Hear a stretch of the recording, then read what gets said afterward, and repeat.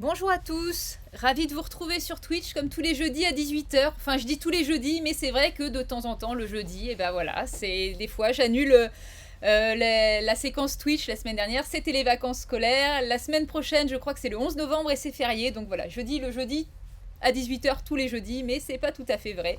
Je m'en excuse à ceux qui nous attendent pour ce moment particulier qui est un moment qui me tient à cœur. C'est un moment d'échange avec vous où on vous propose des thématiques. Vous pouvez poser toutes vos questions avec un expert de la matière. Moi, je suis souvent là surtout pour faire remonter vos questions pour que les personnes puissent vous répondre. Je trouve que c'est bien que vous ayez comme ça accès aux meilleurs experts du ministère de l'Intérieur dans des domaines très précis. On a fait pas mal de Twitch ensemble déjà depuis le début de l'année. Et aujourd'hui, on va vous parler des animaux et surtout des chiens, comme le montre le magnifique logo canine derrière moi, avec Patricia, qui est la responsable du centre de formation régionale des équipes cynophiles à Vincennes. Mais je vais tout vous expliquer dans un moment et surtout, elle se présentera, elle vous parlera de cette thématique. Merci à ceux qui se connectent et bonjour à tout le monde, ravi de vous retrouver. Alors je vais déjà commencer en vous racontant un peu ma journée parce que j'ai passé une grande partie de la journée ici à Vincennes dans le chenil et le centre de formation que Patricia dirige. C'était vraiment une belle journée. Je suis arrivée tout à l'heure. Bon, on a mis un petit peu de temps à trouver à l'intérieur de Vincennes parce que c'est au milieu du bois. Il y avait pas mal de. Voilà, on a mis un peu de temps à arriver avec l'équipe qui m'accompagne, que je salue, qui est derrière en modération. Ensuite, on a eu le droit à plein de démonstrations tout l'après-midi. C'était vraiment magnifique. Patricia nous en parlera, mais il y a des chiens très différents pour des missions de police très différentes. Ça peut être de l'interpellation, de la découverte d'armes, de munitions, de stupéfiants, notamment lors des perquisitions. On a eu le droit à une démonstration dans ce domaine. Aussi pour les recherches d'explosifs, il y a des choses vraiment qui sont faites et ce n'est pas tout à fait les mêmes formations. Il y a vraiment des différences et donc voilà, on a pris du temps avec toutes les équipes pour voir cela. Vous pouvez retrouver toutes les vidéos des démonstrations aussi sur Instagram, Porte-Parole Amy. On a tout filmé pour vous et pour pouvoir les partager avec vous.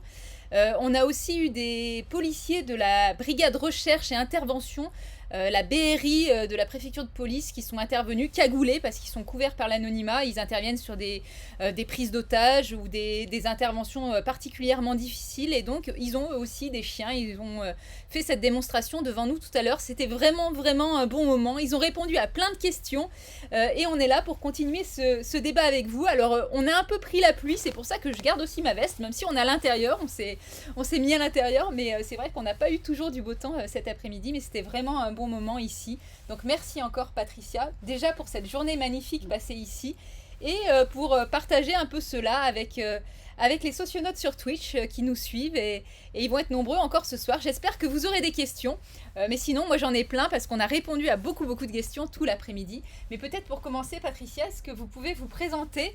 Vous êtes avant tout policière, mais vous avez choisi de travailler avec les chiens dans ce domaine très particulier, en brigade cynophile. Est-ce que vous pouvez nous expliquer un peu votre parcours et pourquoi, plutôt vers la fin de carrière, je dirais, parce Oui, que vous m'avez expliqué tout à l'heure que c'était bientôt peut-être l'heure de la retraite. totalement.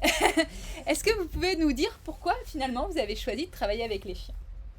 Alors, bonjour à tous. Je suis Patricia et donc je suis le chef de service de la compagnie cynophile d'agglomération, c'est son nom exact. Pourquoi j'ai choisi, bon, très clairement, ce dernier poste de ma carrière? Parce que c'est un service très singulier au sein de la préfecture de police dans laquelle j'ai travaillé de nombreuses années. C'est un service particulier, pourquoi? Parce qu'il se met à disposition des autres services pour apporter une expertise cynotechnique et puis pour permettre aux services d'agglomération, services de police judiciaire de travailler et de découvrir soit des produits stupéfiants, d'aider au pistage, d'intervenir sur des événements un peu plus sensibles avec la section explosifs et puis d'effectuer des missions d'ordre enfin, plus généralistes avec la section défense-intervention qui se met elle également à disposition de tous les services de la plateforme. Donc, s'agissant de moi, un petit résumé. Nous, on adore savoir à qui on a À qui affaire on a et je affaire. pense que les gens qui nous suivent aussi. Bon. Alors, je suis Je suis rentrée dans la police il y a un certain nombre d'années, en 86, pour ne rien vous cacher. Je suis issue d'un corps qui n'existe plus, mais qui est très cher à mon cœur encore. C'est le corps des officiers de paix. Donc 86, après 2 années d'école à Nice, j'ai été affectée à Paris puisque je suis parisienne depuis de nombreuses générations. Et j'ai fait toute ma carrière à Paris dans des services très opérationnels, à commencer par la BAC 75N. Alors N, ça veut dire la nuit, Oui. pour ceux qui ne le savent pas, qui nous suivent pourtant. Voilà. Donc un service de nuiteux, en langage policier, où j'ai passé de longues années passionnantes. À l'issue, j'ai intégré un arrondissement parisien également, exigeant et difficile, qui est l'arrondissement du 19e arrondissement, du 19e, où j'ai passé 8 ans, également passionnant et exigeant. Et ensuite, j'ai basculé sur un autre arrondissement qui n'est pas des plus simples non plus, qui est l'arrondissement du 10e. Eh ben, une belle carrière, et tout ça pour terminer en brigade cynophile. Alors moi qui ai que quelques années d'expérience comme policière sur le terrain, je me souviens que quand on organisait une intervention particulière, on devait commander un maître chien et son chien en disant peut-être on va trouver des stupéfiants ou peut-être on redoute qu'il y ait des matières explosives, et en fonction, on avait un maître chien et un chien dédié. Et c'est à ce moment-là que j'avais les chiens étaient habitués ou travaillaient avec une matière en particulier, mais ils n'étaient pas forcément polyvalents. Ce que vous disiez tout à l'heure, en fait, c'est un service qui est finalement à la disposition de tous les policiers. Est-ce que ici, vous êtes le centre de formation, donc vous préparez les chiens et aussi les maîtres chiens? Comment ça se passe? Est-ce qu'il y a un tronc commun pour tous les chiens et après on se spécialise? Ou alors, dès le début, c'est des filières différentes finalement? Voilà, dès le début, les filières sont très différentes. Donc, chaque chien est utilisé pour une section, ce qu'on appelle une section, et n'en sort pas, n'en déroge pas, sauf cas exceptionnels. Pour les fonctionnaires, c'est aussi le cas. Il est assez rare qu'il y ait des twitch entre les sections. Des switch. Ça, c'est Twitch, et ça, c'est switch. Autant pour moi. Et donc, c'est assez rare qu'on passe d'une section à une autre.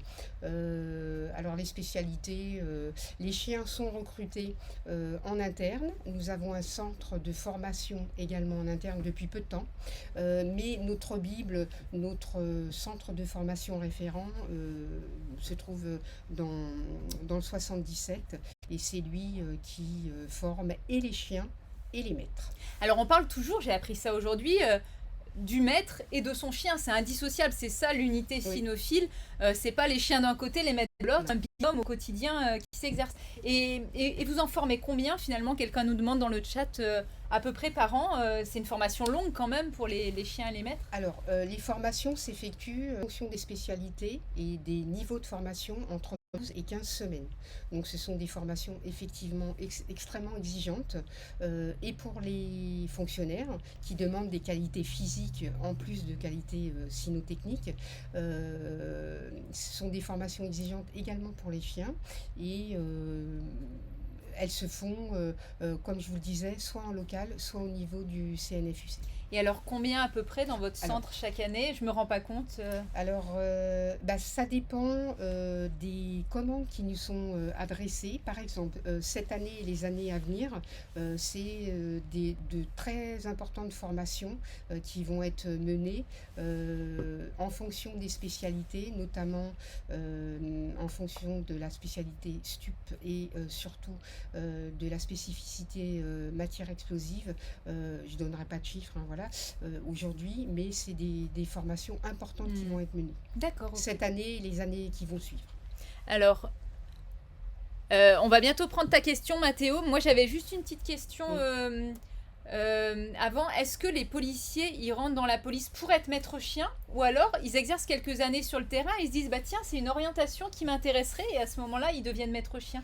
Parmi nos policiers qui font ce métier, est-ce que ils sont rentrés pour dans la police ou alors c'est au fil des années, aussi en côtoyant d'autres maîtres chiens qui... Non, c'est une vraie vocation. Ouais, C'est une c'est vraie le vocation. sentiment que j'avais. Ouais. Il y a une expression cynotechnique qui dit moi je veux faire du chien, c'est-à-dire que les fonctionnaires rentrent je dans veux la faire police, du chien. ouais, du chien.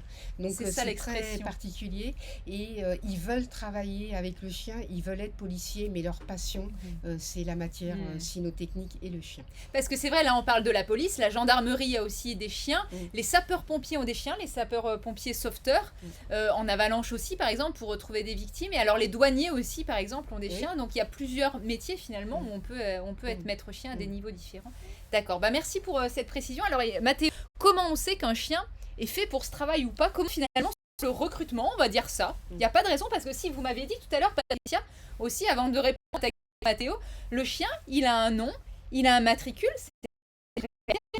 c'est un policier au sein de notre maison. Oui, il fait partie de notre service, il est partie intégrante et sans les chiens, on ne serait rien. Donc, c'est extrêmement important. Comment fait-on pour savoir si un chien sera intéressant pour notre service? Écoutez, c'est un peu un pari aussi, mais il y a quelques caractères du chien à détecter lorsqu'on va les recruter et les tester. Il faut qu'il soit joueur parce qu'en fait la formation cynotechnique est basée essentiellement sur le jeu. Il faut qu'il soit joueur, il faut qu'il soit extrêmement pugnace, qui manifeste un intérêt pour l'olfaction. Oui, parce que beaucoup se passe par l'odeur. Tout pratiquement, sauf les chiens de DI, tout se passe par DI, l'odeur. c'est de défense-intervention. Défense-intervention, bien sûr. Les chiens de défense-intervention, les chiens de recherche, tout se passe par l'odeur. Et c'est une propriété qui est très impressionnante et qui ne lasse de m'impressionner sur la puissance olfactive de nos chiens. Mais comment on fait? Parce que c'est des bébés chiens où ils ont un peu moins d'un an quand on les recrute, c'est ça? Minimum 8 mois. D'accord. Et à 8 mois, on arrive déjà à voir s'ils sont joueurs et s'ils arrivent à bien sentir... Absolument. D'accord, ok. Et très sincèrement, alors nos conducteurs ont une grande expérience au sein du service et ils sont capables de détecter les chiens intéressants et ils ne se trompent pratiquement jamais. C'est très rare. Et on les recrute en refuge, ces chiens, ou comment on fait en fait? On va un peu partout en France? On va partout en France et on le recrute. Il y a différents modes de recrutement. On a des familles qui nous les mettent à disposition. On a des refuges également qui nous les mettent à disposition.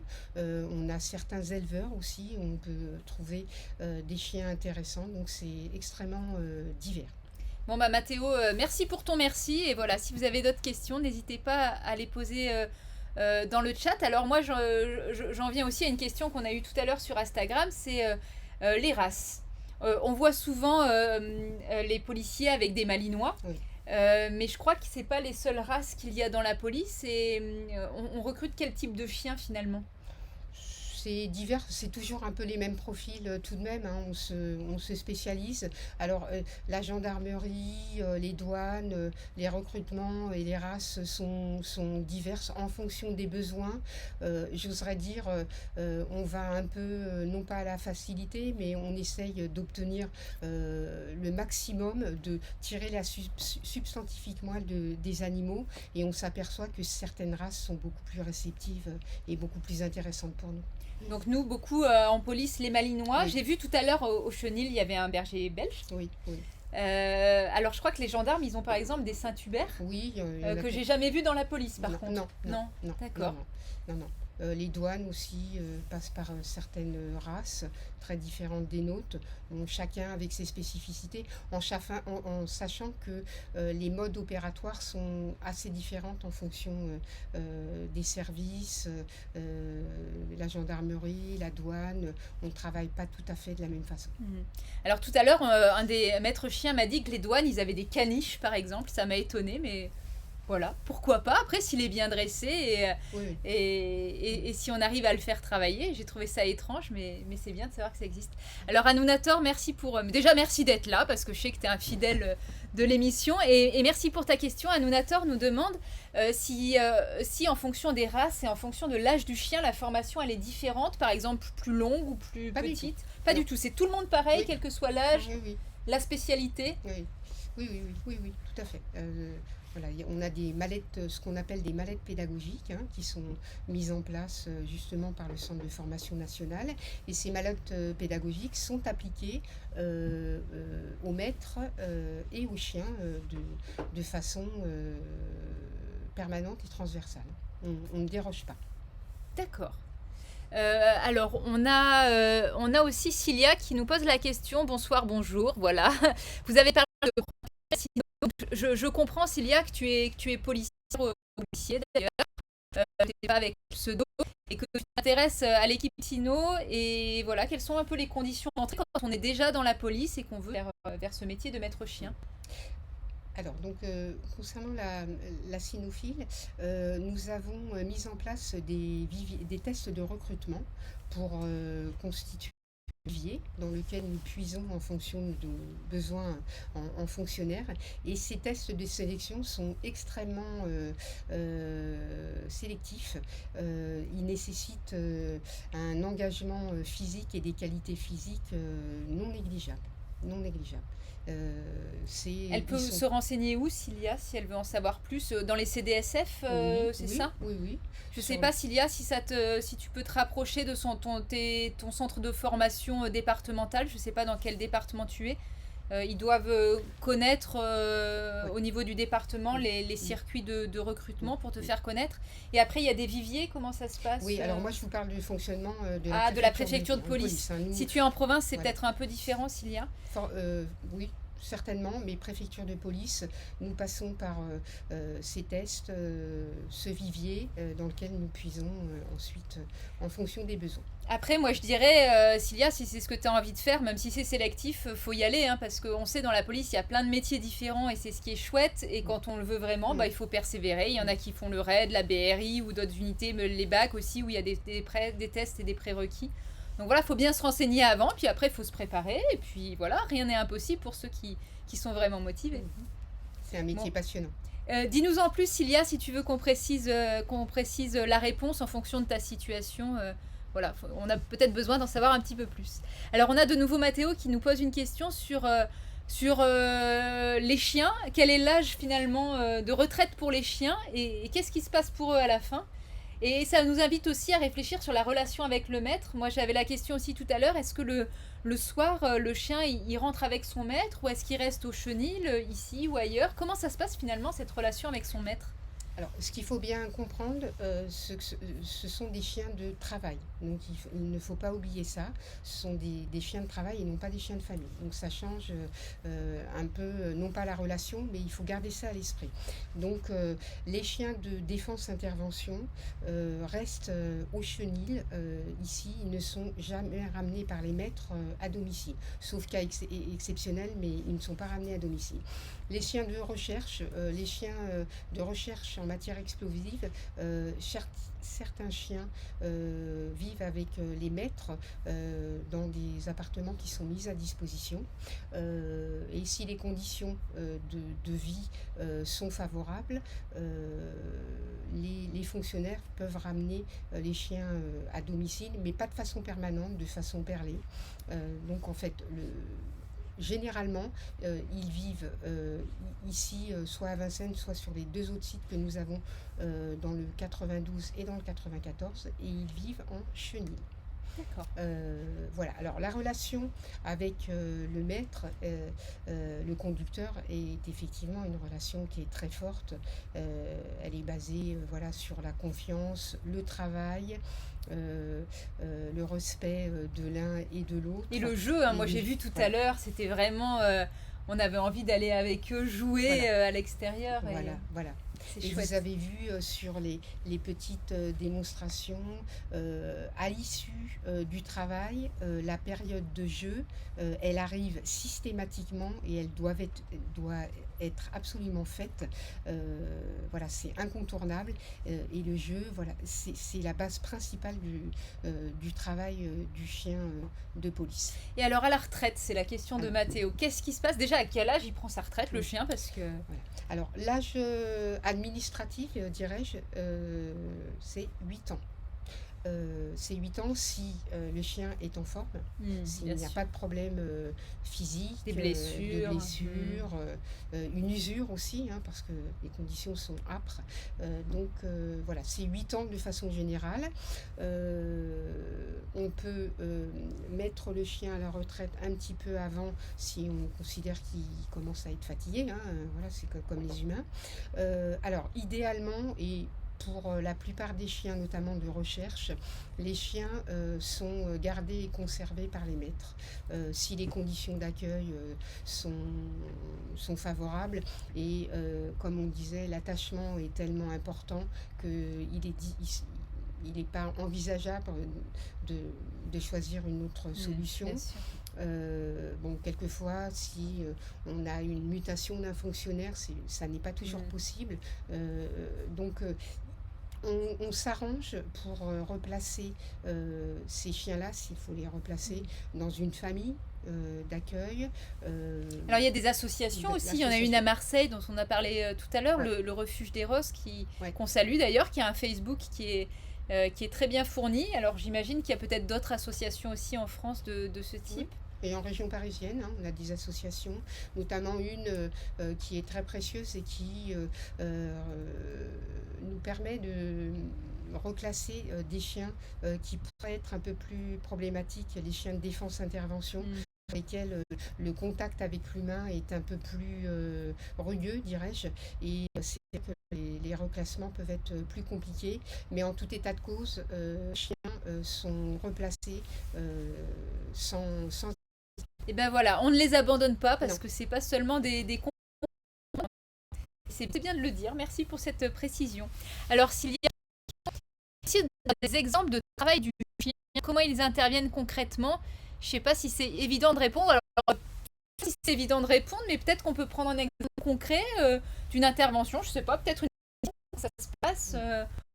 Sans rentrer dans tous les détails non plus opérationnels, une perquisition, le chien de perquisition arrive à l'endroit où la perquisition doit se dérouler. Il est mis à disposition d'un service qui nous en a fait la demande, puisque nous n'intervenons pas d'initiative d'intervention. On se met à la disposition des services. La pénétration dans les lieux clos, en général les appartements, s'effectue. Et comme je le disais tout à l'heure, il y a quelques précautions oratoires à avoir, notamment s'il y a une présence de personnes, d'humains dans cet appartement, s'il y a une présence d'animaux également, chiens ou chats, en fonction de quoi on Bien prendra sûr. des dispositions différentes. Idéalement, le travail du chien doit se faire sereinement, c'est-à-dire sans personne dans la pièce ou avec simplement pour une perquisition avec le gardé à vue, mais essayer de limiter le nombre de personnes dans l'appartement. Ça peut perturber le chien et Oui, son travail. Totalement. Ça peut le perturber en fonction de la sensibilité du chien et de son ancienneté. Et en tout état de cause, les animaux les perturbent effectivement énormément. Alors tout à l'heure, on avait un amateur de chat dans le chat. Donc ça me donne l'occasion de parler des chats. Alors chats et chiens, on le sait, ça fait pas bon ménage, notamment en perquisition, et c'est pour ça que les policiers on demande effectivement toujours s'il y a un chien qui vient travailler, de vérifier à ce qu'il n'y ait pas d'autres animaux dans l'appartement. Mais sinon, on lance juste un petit coucou à tous les chats mascottes des commissariats. On en a un certain nombre. Je ne sais pas si vous les suivez sur certains réseaux sociaux, notamment sur Instagram ou sur Twitter un petit peu aussi. Ils nous font vivre le quotidien des commissariats et c'est très bien. Et on est content de les avoir parmi nous. Donc voilà, c'était une spéciale dédicace pour les chats, pour pas qu'il y en ait quand même que pour les chiens ce soir. En tout cas, merci pour cet exemple concret. Je ne sais pas si ça répond à ta question, Cilia. Et merci pour tes encouragements. On devrait faire ça plus souvent, mettre plus en lumière. Donc voilà, je transmets à Patricia qui trouve... donc Cilia trouve que c'est une très bonne... très bonne... Alors, elle nous demande aussi, Cilia, les chiens de recherche, est-ce qu'on peut avoir un exemple ? Je transmets, Cilia. D'intervention, oui. Oui. Je parlerai du pistage, des chiens de piste. Oui. Alors c'est une spécialité qui est extrêmement intéressante, assez méconnue, mais à laquelle je suis très attachée parce que le travail qui est effectué est précieux et surtout précieux à l'égard des familles qui nous demandent l'intervention. Donc ça concerne les enfants qui peuvent se perdre en milieu urbain ou périurbain. Le travail du chien de pistage en milieu urbain est assez compliqué parce que avec la circulation, la population, le nombre de personnes sur la voie publique, c'est plus difficile, mais on travaille dessus tout de même. L'aide aux familles pour les personnes qui peuvent disparaître, les personnes âgées victimes de maladies d'Alzheimer notamment ou de démence. Et donc il y a un travail très important fait là-dessus. Il y a de belles réussites, notamment une récente avec notre chienne Leica qui vient de sortir de formation et qui a retrouvé une personne qui était une personne âgée, Alzheimer, qui était perdue au milieu de nulle part sur un banc et qui a été retrouvée grâce à ce chien. Et je pense que si nous n'avions pas retrouvé cette personne, je crois que ça ne serait pas très très bien passé au cours de l'année. Et c'est des choses qui sont très intéressantes et qui nous touchent tous particulièrement.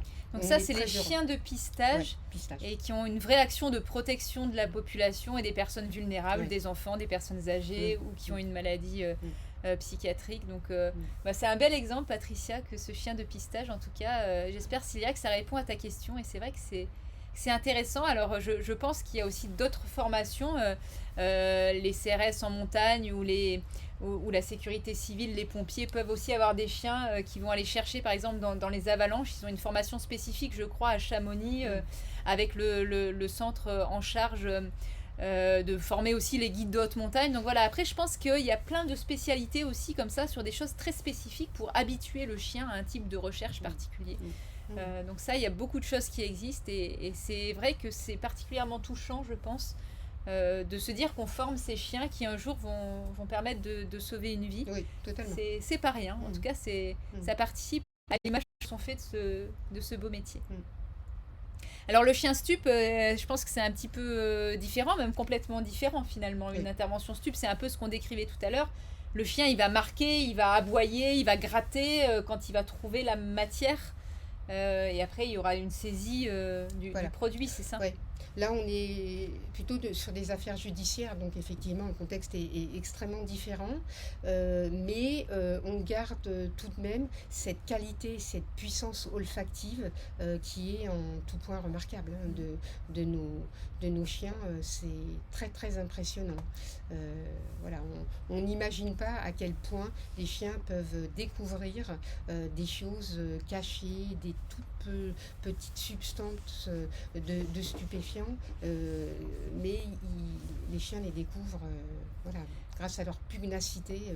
C'est un travail tout à fait remarquable en tout cas. Alors moi, j'ai eu la chance de visiter il y a quelques mois maintenant à Lyon, à Écully exactement, en banlieue lyonnaise, une sorte j'allais dire de musée, mais plutôt où on garde toutes les odeurs qui ont été prélevées sur des scènes d'infraction. Il y a un nombre de scellés vraiment extrêmement important et on garde comme ça trace des odeurs sur certaines procédures judiciaires en espérant qu'un jour un chien ou un rapprochement soit fait entre une odeur sur une scène de crime et une autre, ou celle d'une personne, etc. Donc voilà, l'olfactif et les chiens qui vont avec sont extrêmement importants dans la constitution de preuves pour réaliser une procédure judiciaire solide. Donc c'est vrai que ça c'est important. Alors on nous demande aussi dans le chat, est-ce que c'est plutôt des chiens mâles ou des chiens femelles qu'on recrute ? Est-ce qu'on fait la différence en fait ? Non, on ne fait pas la différence. Donc voilà, la question était bonne, mais la réponse elle est bonne aussi, elle est très simple. On ne fait pas la différence et c'est très bien comme ça. Voilà. C'est le chien qui fait l'intérêt, femelle ou mâle. Alors tout à l'heure, vous nous donniez un exemple. Est-ce que ça arrive souvent qu'on décore un chien quand il a une action méritoire, il sauve une personne ou il a particulièrement bien travaillé, c'est quelque chose qu'on fait de manière régulière. Oui, les demandes sont faites de manière régulière, oui, oui, tout à fait. Pour une action vraiment très particulière. Moi, j'ai en tête Ouais. Diesel parce que là, on parle beaucoup du procès des attentats du 13 novembre et le chien Diesel a été tué au moment de l'assaut. Mm. Et c'est vrai qu'on en a beaucoup parlé à ce moment-là et on a rendu hommage à ce moment-là, voilà, aux maîtres chiens et aux chiens qui des fois périssent dans ce Et- type d'intervention. Mm. Donc c'est Mhm. bien qu'on puisse faire aussi des démarches pour reconnaître leur travail à nos côtés. Mais nos conducteurs, nos maîtres chiens sont tout à fait conscients de la chose. Aussi attachés soient-ils à leur animal, ils savent qu'une intervention peut déboucher sur quelque chose de paroxystique, de dramatique. Chacun en a conscience, comme tout policier a conscience de la dangerosité de la mission qu'il accomplit. Mais surtout, c'est vrai que les chiens, on les envoie par exemple sur des recherches d'explosifs. On sait qu'il y a Exactement. un véritable risque. Et comme vous dites, le maître chien en a conscience et en même temps, c'est pour préserver des vies humaines qu'il est fait. Donc c'est vrai que ça doit pas être simple Non. comme intervention. C'est le cas de nos 2 chiens BRI, mis à disposition de la BRI, dont un a une ancienneté certaine. Et je discute assez régulièrement avec son conducteur qui est très très attaché à son chien, mais qui est effectivement aussi conscient qu'un jour, voilà, il peut être amené à envoyer son chien en conscience pour sauver une vie, pour sauver sa propre vie. Ils le savent, ils le savent. C'est la beauté aussi de ce service. Vous me donnez un peu la chair de poule et je pense que c'est bien qu'on en parle tous ensemble et qu'on ait ça en tête parce que voilà, il y a le chien, il y a son maître, il y a cette relation aussi qui se lie et c'est vraiment un acte particulier d'envoyer son chien sur une intervention qu'on sait difficile. Ouais. Ils sont formés à ça et c'est l'entraînement, mais c'est pas rien. C'est pas rien en termes humains et c'est bien de le dire et bien de reconnaître ce travail important. Alors on avait une question à nouveau de Mathéo un peu technique. Est-ce que les chiens sont créés Est-ce que les chiennes sont stérilisées Comment ça se passe Oui. sur ce... Tout à fait. C'est oui. C'est oui. Ben voilà, Mathéo. Un chien olfactif est-il un chien d'attaque Je suis pas sûre de comprendre. Patricia, vous compreniez mieux. Ah, est-ce que un chien d'attaque peut avoir des qualités C'est ça un peu. C'est pas tout à fait. Alors, d'attaque, comme vous dites, c'est plutôt les termes de défense-intervention de notre section. Donc, les critères de sélection ne sont pas tout à fait les mêmes. On leur demande pas les mêmes choses. Mais ces chiens de défense-intervention ont des qualités olfactives qui peuvent être intéressantes d'une intervention aussi. Moi, je j'ai vu tout à l'heure les chiens d'attaque ou les chiens, comment vous dites, de défense et intervention. Et c'est vrai qu'ils sont tellement énergiques, ils font vraiment peur. Mais c'est à cela aussi qu'ils servent, j'imagine. Oui. Moi, j'avais une question. Quand ils sont formés, est-ce que on les forme à attaquer une personne n'importe où J'ai vu, ils ne tapent jamais la tête. Ils attaquent le bras où il y a des endroits précis. Oui, les endroits sont ciblés. Il y a un gros travail de formation initiale et formation continue, hein, comme pour les policiers. Et ce travail est fait avec un homme d'attaque, c'est-à-dire un personnel police, hein, un fonctionnaire qui revêt... ah oui, qui met le gros habit tout molletonné qu'on a vu tout à l'heure. Voilà, voilà. La toile, hein, ce qu'on appelle la toile. Il porte cette toile de façon à absorber les chiens et les morsures de chiens. Et effectivement, c'est des endroits très ciblés sur lesquels les chiens travaillent et pas la tête. Voilà. C'est le travail initial de formation de ces chiens. Donc ça, c'était pour le passage sur les chiens d'attaque. Je ne sais pas si vous avez d'autres questions. Donc chiens de défense et d'intervention, c'est ça le bon terme technique et pas chien d'attaque tel qu'on le dit. Si vous avez d'autres questions, n'hésitez pas à intervenir sur le chat. On est encore avec vous un petit moment. Je lis pour vérifier que j'ai rien oublié dans le chat.